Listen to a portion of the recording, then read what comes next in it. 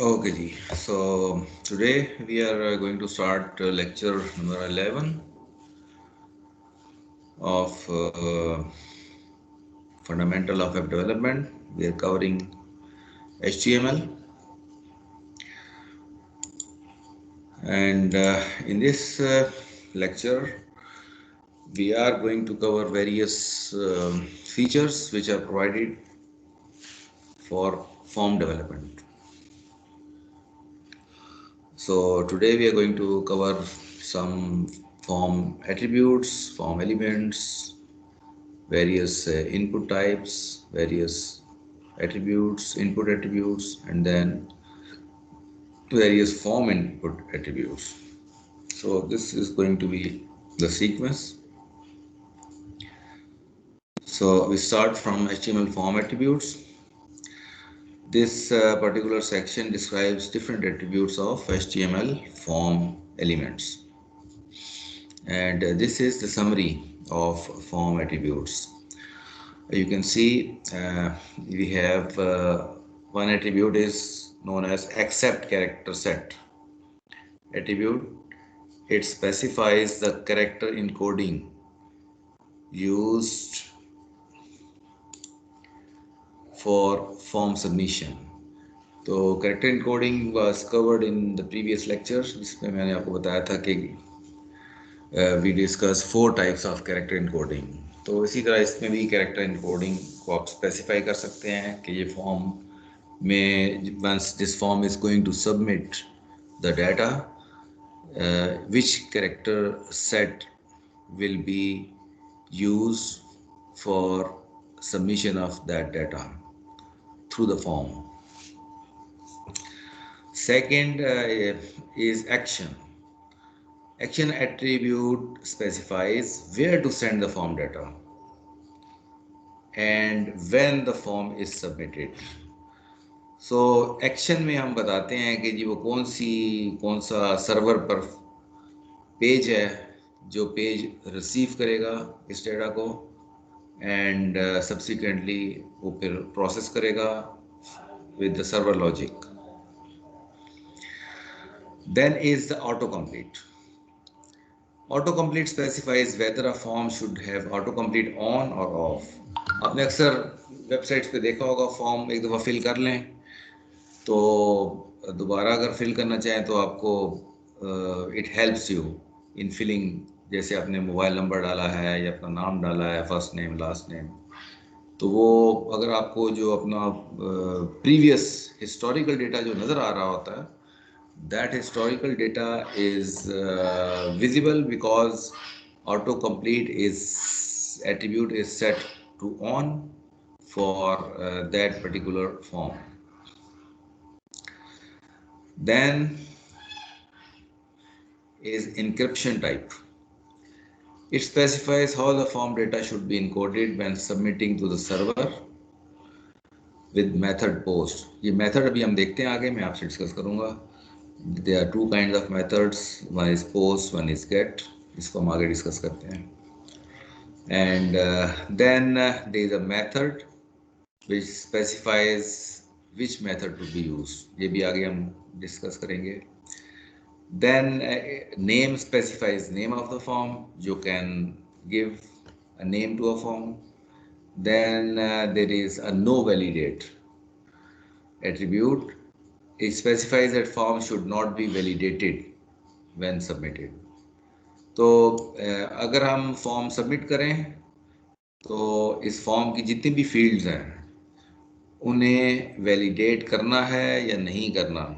अगर आप no validate को ट्रू कर देंगे तो वो वैलिडेट नहीं करेगा, अगर फॉल्स कर देंगे तो वैलिडेट करेगा. इसकी भी एग्जांपल देखते हैं आगे. Then REL that is relate. It specifies the relationship between linked resource and current document. जैसे करंट डॉक्यूमेंट है उसको किस आप सोर्स से लिंक करेंगे. आपको अगर याद होगा तो जो हाइपर लिंक का एट्रीब्यूट था उसमें भी REL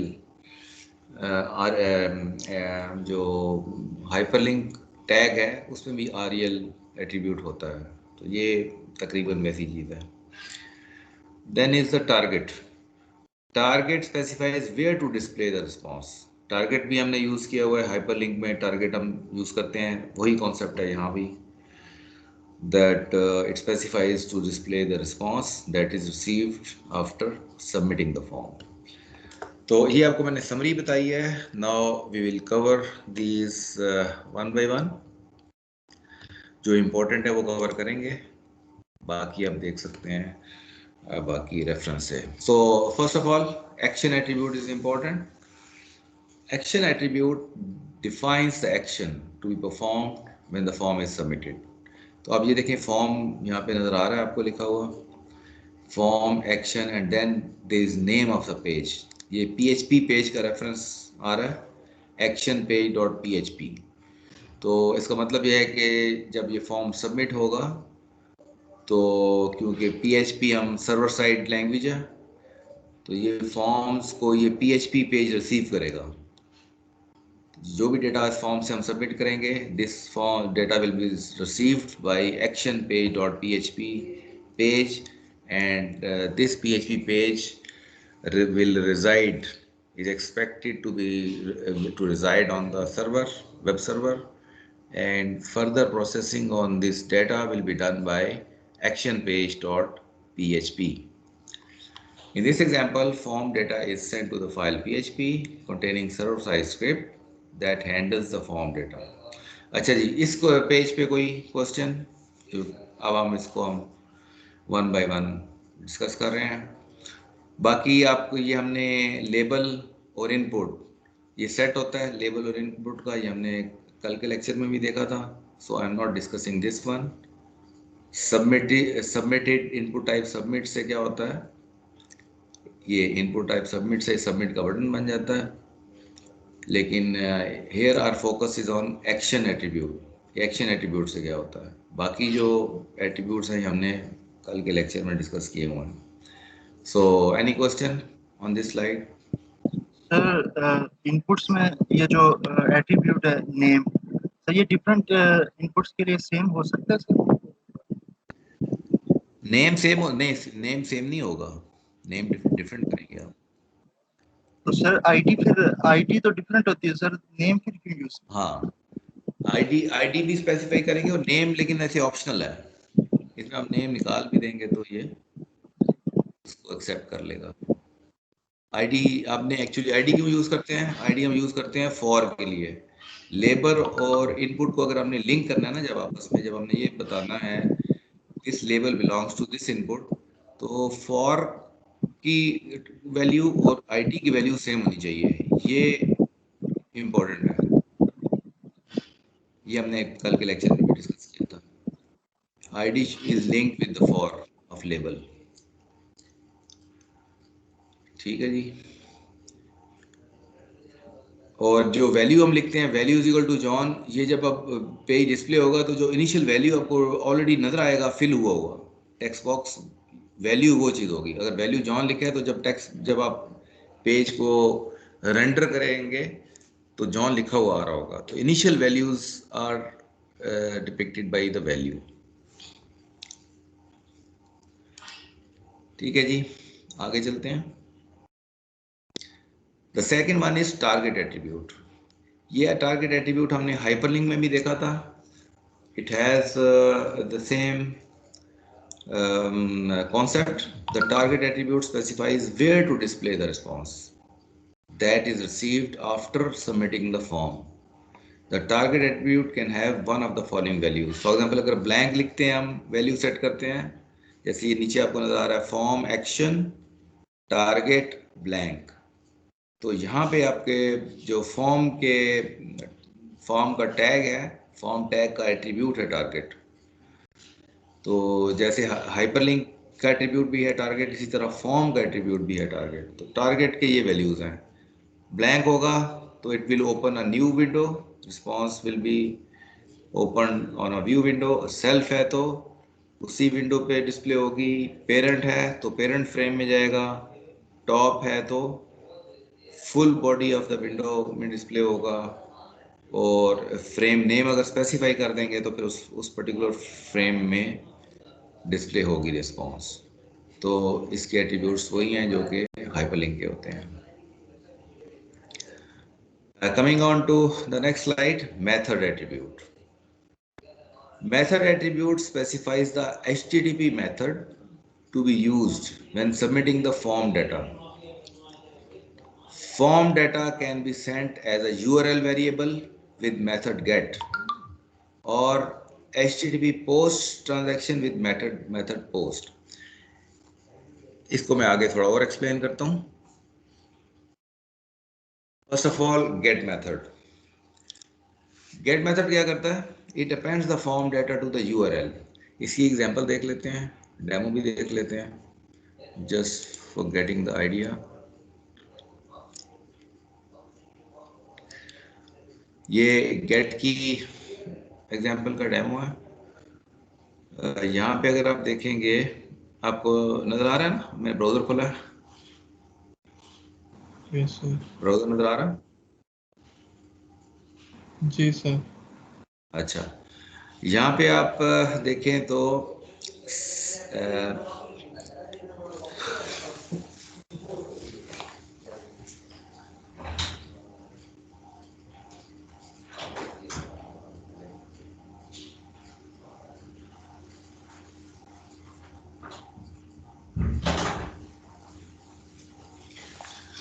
ओके जी, तो यहाँ पे आपको देखेंगे फॉर्म एट्रीब्यूट में आपको method is equal to get नजर आ रहा है। अब गेट से होगा क्या? मैं ये सबमिट का बटन दबाता हूँ, आप ऊपर यूआरएल को देखें, यूआरएल को एज ए सबमिट, आपको नज़र आएगा कि यहाँ पे जो वैल्यूज़ सबमिट किए हैं हमारी फॉर्म की, वो यूआरएल का पार्ट बन गई हैं। F name is equal to John and L name is equal to Doe. So what happened, get जब मेथड यूज़ करते हैं तो जो हमारा कंटेंट होता है फॉर्म का, जो सबमिट करते हैं हम, that becomes part of the URL. I hope it is clear.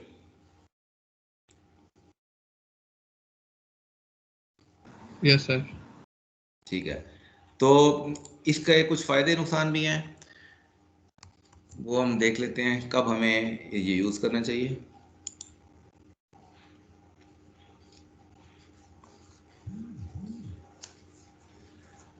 तो never get to send sensitive data. अगर सेंसिटिव डेटा, क्योंकि जब आप सेंड करेंगे तो ये as a part of URL जाएगा, तो आपको सेंसिटिव डेटा अपना गेट के ज़रिए नहीं भेजना चाहिए।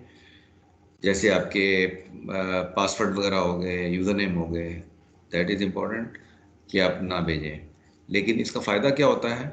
फ़ायदा ये होता है कि आपको फॉर एग्जांपल गूगल है, गूगल में जब हम सर्च करते हैं तो आप देखें, सर्च जब हम करते हैं तो सर्च स्ट्रिंग का हिस्सा बन जाता है आपका वो सारा कुछ। तो आप ये अगर पूरी स्ट्रिंग किसी को भेजेंगे तो he will get the same, जो स्टेटस है आपका, सर्च का स्टेटस है, वो रिसीव कर सकता है।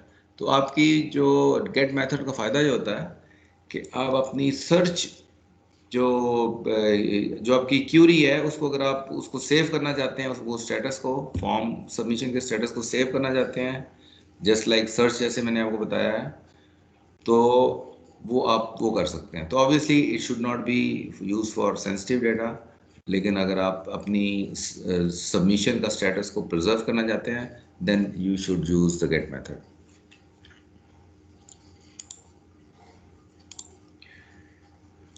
Second one is post. Post appends the form data inside the body of HTTP request. The submitted form data is not shown in the URL. तो जब पोस्ट आप यूज करेंगे तो फिर वो URL का हिस्सा नहीं बनेगा, बल्कि ये वो रिक्वेस्ट का हिस्सा बन जाएगा। So always use post if form data contains sensitive और पर्सनल इंफॉर्मेशन। इसका मैं आपको डेमो दिखाता हूँ पोस्ट का।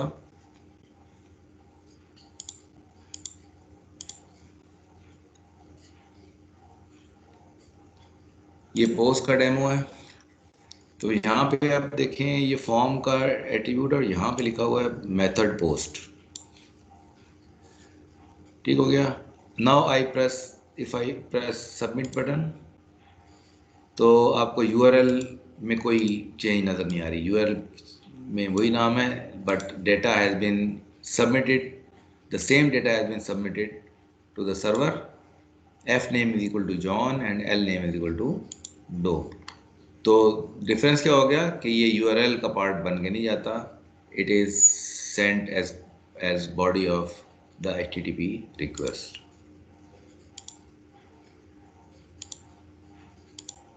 तो ये चीज़ें क्योंकि हम प्रोग्रामिंग में आप जब पढ़ेंगे तो देन यू विल नो कि गेट के ज़रिए जब रिस्पांस रिसीव होती है तो उसको कैसे हैंडल करना है, और पोस्ट के ज़रिए रिस्पांस जब रिसीव होती है तो उसको कैसे हैंडल करना है. ये आप जब हम PHP देखेंगे तो फिर हम देखेंगे इसकी हैंडलिंग कैसे करनी है हमने.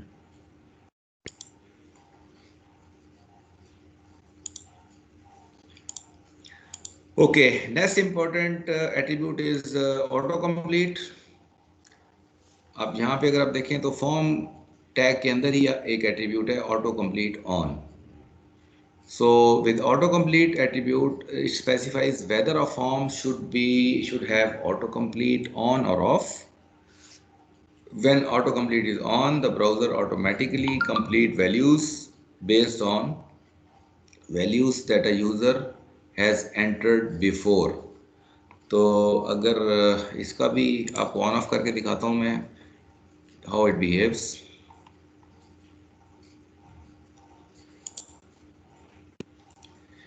ये इस वक्त ऑटो कंप्लीट ऑन है, तो आपको ये नज़र आ रहा है कि जब एफ नेम खोला है तो मैंने एंटर किया था जॉन, और यहाँ पे मैंने एंटर किया था for example I enter John Kerry. तो जो मैंने प्रीवियस वैल्यूज अगर एंटर की थी तो वो मुझे नज़र आ रही हैं. अब मैं इसको ऑफ करता हूँ एंड रन इट अगेन, तो आप ये देखें मुझे कोई प्रीवियस हिस्ट्री नज़र नहीं आ रही एफ नेम की या ईमेल की. अब मैं इसको ऑन करता हूँ दोबारा, so now I can see the previous history.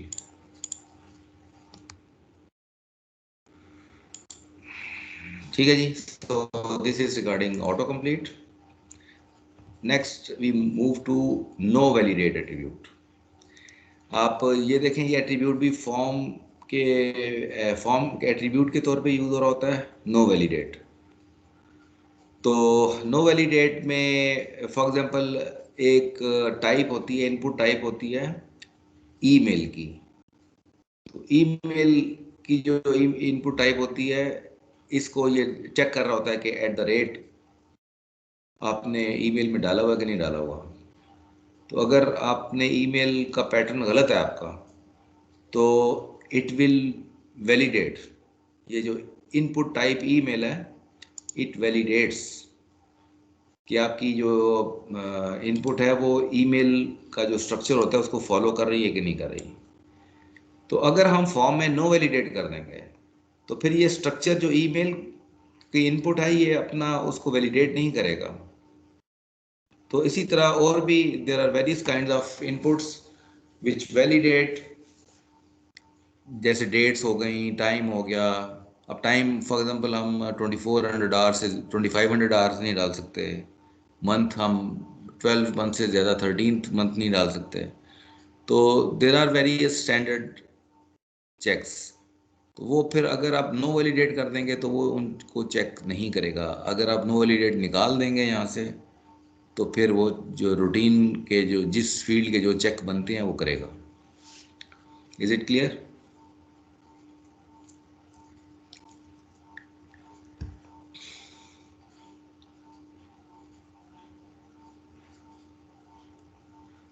Okay, moving on to next. तो अभी तक हमने क्या देखा है, हमने ये देखा है कि जो फॉर्म टैग है इट हैज़ वेरियस एट्रीब्यूट्स, और उन एट्रीब्यूट्स का डेमो भी कुछ का और कुछ का जो बुनियादी कॉन्सेप्ट्स है, पर्पस है, वो हमने डिस्कस किया है. Now we move to the next section. That section is regarding HTML form elements. So this section describes all different HTML form elements. इनको देखते हैं हम. इसमें बहुत सारे कुछ एलिमेंट्स हमने कवर किए थे प्रीवियस लेक्चर में, दैट इज लेक्चर 10. इनपुट हमने 6 तरह की इनपुट्स देखी थी हमने, टेक्स्ट और इसका रेडियो, चेक बॉक्स, ठीक है जी। इसका और भी हमने काफ़ी सारी इनपुट्स देखी थी। लेबल्स हमने कवर किया था, बटन देखा था, बटन कैसे लगाएंगे।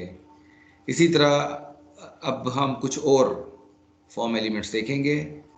Today which we are going to see are select form element, text area form element, data list form element and output form element.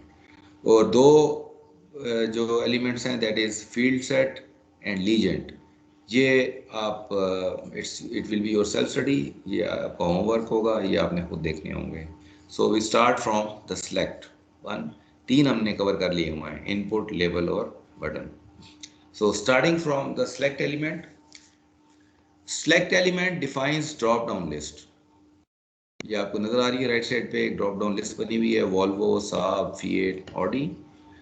The option element defines an option that can be selected, no new entry is possible. तो आप देखें इसका structure क्या है। Select ID डालेंगे आप, for example cars डाल दिया हमने, and then we provide name of the name आप जो भी देना चाहें। अगर आपने लेबल भी देना है साथ इसके, तो देन लेबल का फॉर और सिलेक्ट का आईडी, दीज शुड मैच। तो इसका फ़ायदा क्या होगा कि choose a car will be a label for this drop down list. और इसको आपस में लिंक भी किया हमने फॉर और आईडी एट्रीब्यूट के साथ। And then there are 4 options. Option का स्ट्रक्चर देख लें। Option value is equal to the text, आप वैल्यू जो भी डालेंगे, और जो विजिबल टेक्स्ट है वो वॉल्वो विजिबल है, विजिबल वॉल्वो है, लेकिन उसकी वैल्यू जो सबमिट होगी वो स्मॉल वी वाली वैल्यू सबमिट होगी, ठीक है। यूज़र को जो नज़र आएगा वो कैपिटल वी वाला वॉल्वो नज़र आएगा। जब फॉर्म सबमिट करेगा ये वैल्यू, तो फॉर्म ये वाली वैल्यू सबमिट करेगा, स्मॉल वी वाला। तो values are which are submitted by the form, and these black titles elements, जो कंटेंट है, एलिमेंट का कंटेंट है, वो है जो यूजर को नजर आएगा। And select has is also required to be closed. Select element का स्टार्टिंग और क्लोजिंग टैग होता है। And then there is a submit button जो आपको नजर आ रहा है। तो इस तरीके से आप जितनी भी लिस्ट बड़ी बनाना चाहें ड्रॉप डाउन लिस्ट की बना सकते हैं। Any question on this slide? No, sir. Okay, next is the text area. Text area, आपने टेक्स्ट तो देखा था, एक सिंगल लाइन का टेक्स्ट है जिसके डिफॉल्ट लाइन 20 कैरेक्टर्स होती है। We can also make a bigger text box, and its name is text area. The text area element defines multi-line input field. The row attribute specifies a visible number of lines, and the column attribute specifies visible width of the text. तो इसकी यानी कि आप text area के साथ आप रोज और columns भी स्पेसिफाई कर सकते हैं, जो कि उसका एरिया को स्पेसिफाई करता है। The next one is data list.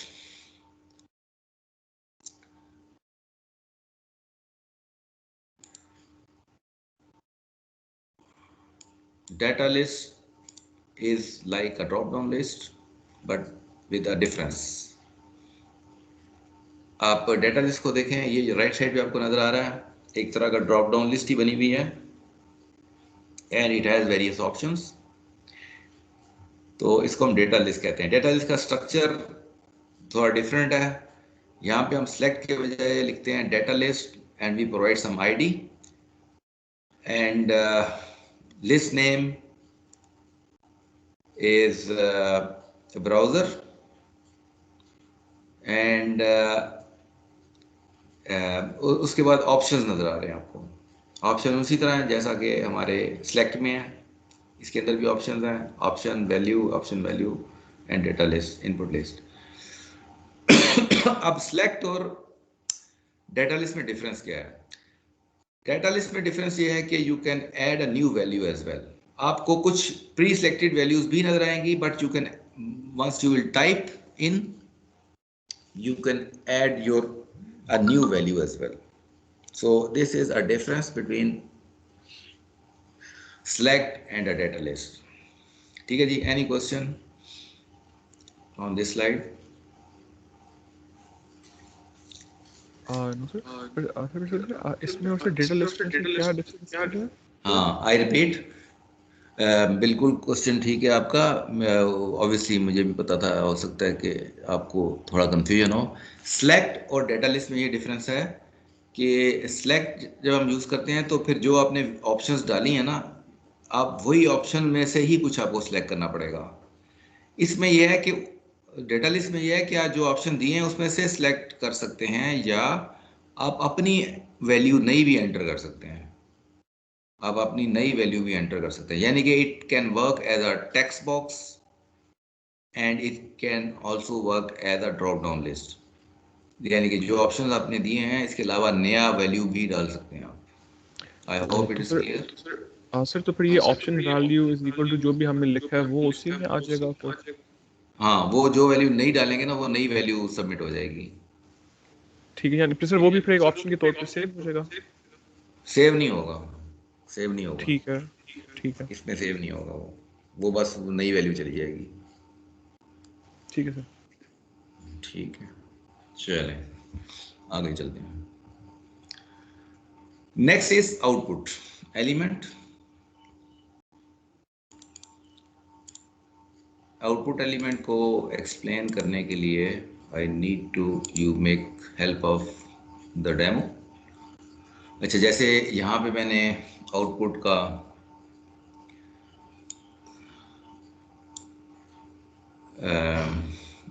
ये कोड डाला है, ये फॉर्म है।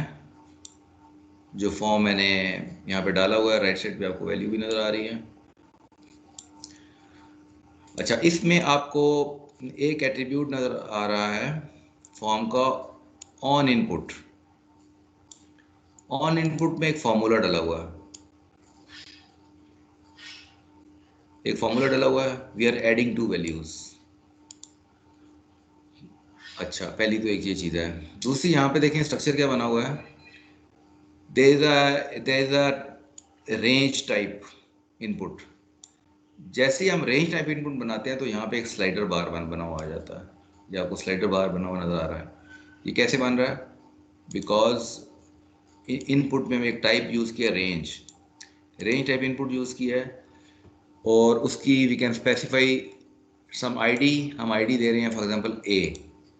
उसके बाद हम उसको वैल्यू दे रहे हैं 100 का मतलब है कि इसकी जब फर्स्ट टाइम लोड होगा पेज तो इसकी वैल्यू 100 सेट हो जाएगी। जब first time range page load होगा तो इसकी वैल्यू क्या सेट होनी चाहिए, वो चीज़ है वैल्यू। तो ये फॉर एग्जांपल यहाँ पे देखें तो 100 वैल्यू सेट है।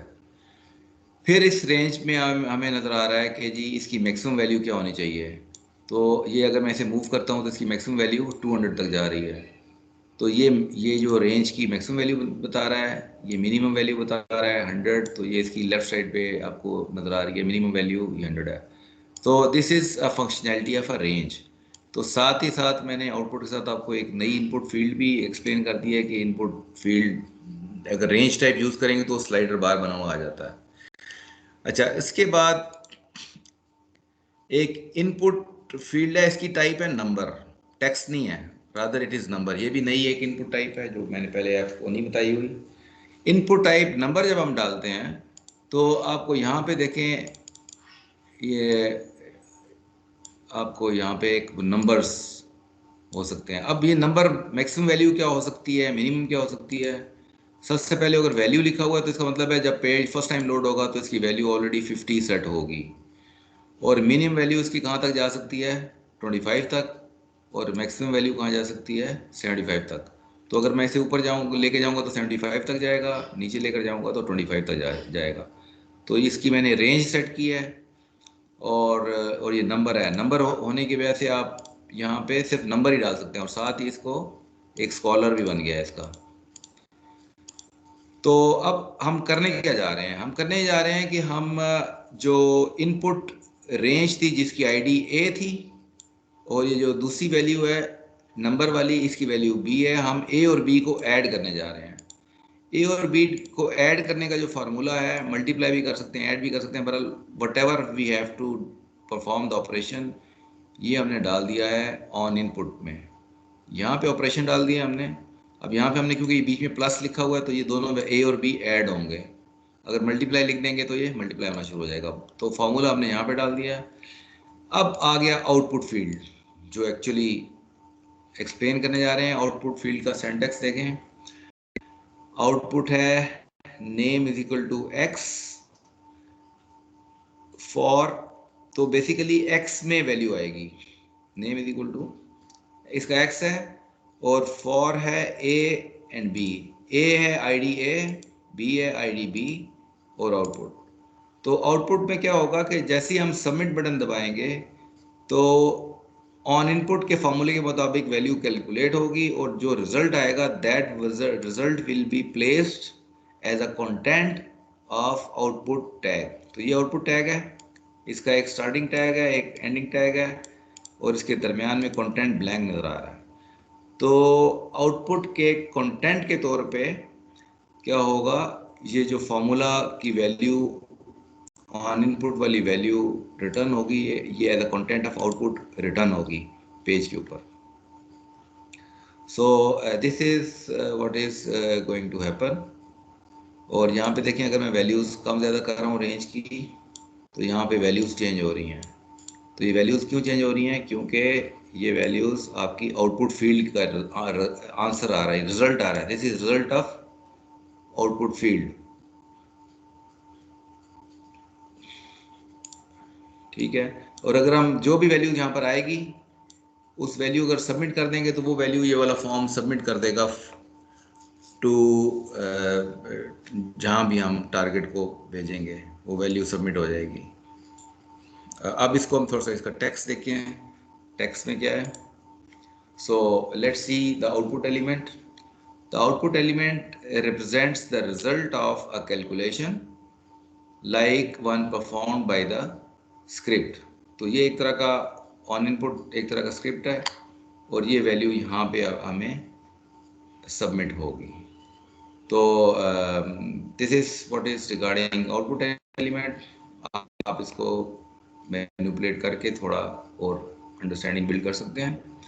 Okay, so now we will have a break for 10 minutes before moving on to the next part of the lecture. और आज क्विज भी होगा, आज अल्टरनेट वीकेंड है। तो अभी इस वक्त इट इज़ 4:07, और 4:10 पे आपका क्विज स्टार्ट होगा। इट विल हैव 10 MCQs, और it will B for 7 minutes. Quiz will be available on at 4:10 PM on the on your LMS, on LMS। ठीक हो गया जी? तो LMS पे क्विज होगा, और after 7 minutes then at 5 sorry at 4:20 then we will after the quiz at 4:20 we will resume the lecture। ठीक है जी? तो लेट्स आप 2-3 मिनट के लिए स्ट्रेच कर लें, अपना मुख खोल लें, जो है LMS। मैं ये शेयरिंग ऑफ करता हूँ। Stopping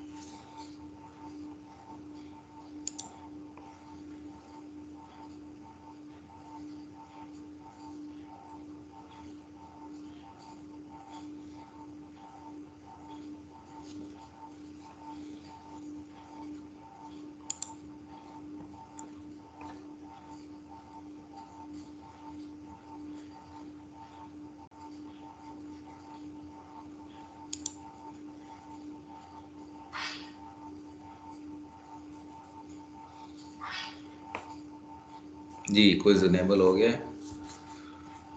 you can start your quiz.